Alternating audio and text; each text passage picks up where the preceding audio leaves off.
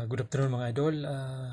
Ngayong hapon ang i-share ko sa inyo na pwede nating gawing agribusiness sa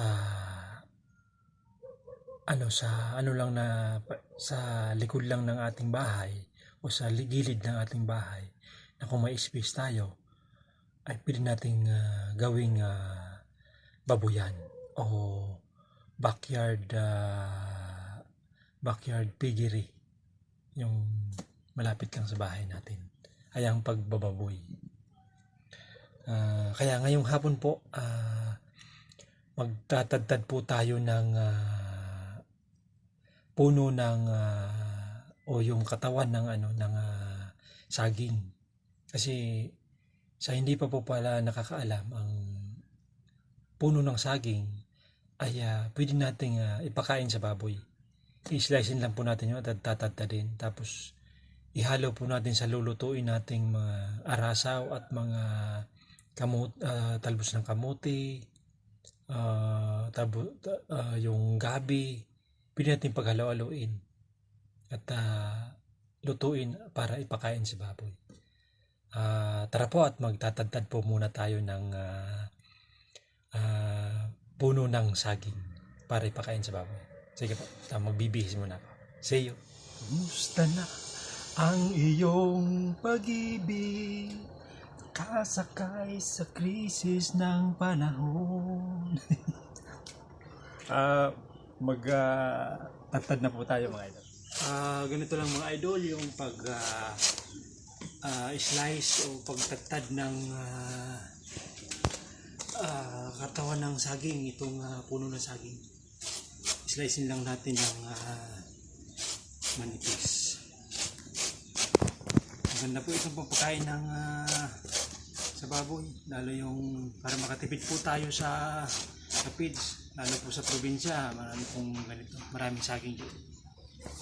Kaya para makatipid tayo sa feeds, ito yung substitute natin, ihalo natin sa pagkain ng baboy.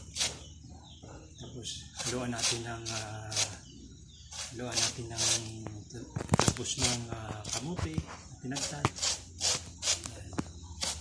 At saka ito pala, yung itong saging na tinatad at saka yung tinatad na kamote, pwede paghaluin tapos lagyan ng konting pitch na hindi nalulutuin.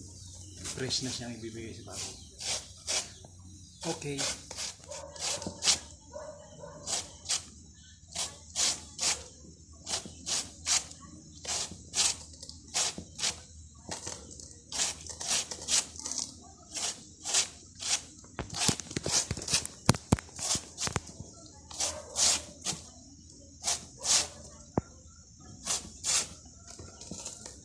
Habang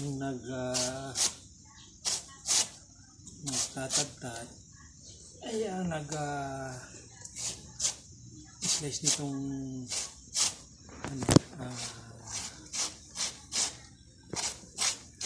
puno ng saging, pwede naman tayong mabanta para mawala yung panahon, hindi natin maramdaman yung init.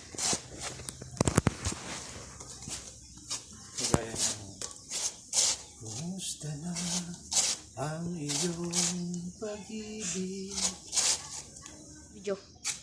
Ayan mga idol, tapos na po tayong mag-slice nitong saging. Ang susunod po natin gagawin ay ang tatadtadin na po natin ito. Tatadtadin na natin. Ito ang gamit pala namin sa pagtadtad. Yung tubo, ganito, winildingan, linagyan ng makapal na bakal. Ginawa siyang parang propeller. Ganyan. Ganda itong pangtatad, yung bigat. Yan, tatatad lang. Ganito lang ang pagtatad. Para madurog siya ng maayos. Ganito rin natin. Pag balik rin natin. Ganyanihin natin. Balik rin natin para madurog din yung sa ilalim ng mga inis guys. Hindi pa siya na tatad. Ganito lang. Napakasimple lang. Yan. Ganituhin lang natin hanggang sa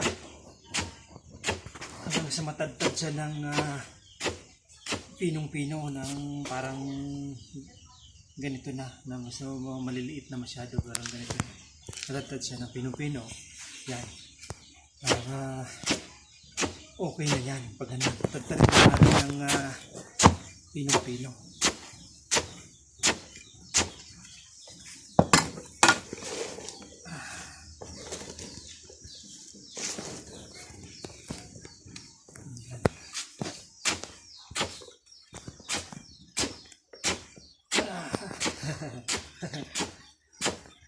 Okay. Ayan po mga idol, tapos na po yung pagtagtad natin ng puno ng saging.